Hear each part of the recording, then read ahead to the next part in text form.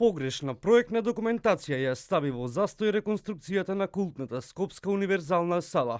Продолжувањето со какви било градежни активности предвидени во првичниот проект за реконструкција на салата би значило и опасност по безбедноста на граѓаните, рече градоначалничката на град Скопје Даниела Арсовска. Подготовката на целата техничка документација е добиена како донација од проектантското студио Мегарон Инженеринг и проектот е очигледно со сериозни недостатоци и импликации по текот на активностите кои што се одвивале и се одвиваат.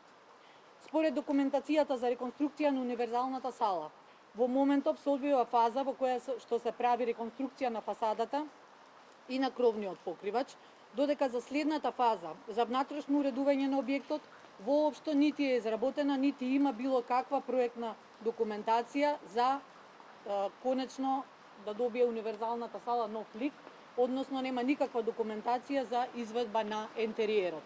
Веднаш со реакција се јави од партијата на СДСМ, каде преку партиско соопштение велат оти целиот проект е професионално сработен и безбеден.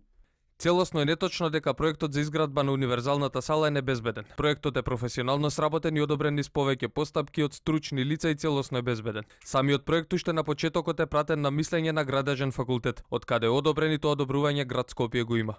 Арсовска дополнително рече оти проектот за универзална сала нема да застане, туку дека се ќе се спроведе онака како што треба, но со решенија кои се безбедни и сигурни за граѓаните. За овој проект владата има одвоено 120 милиони денари.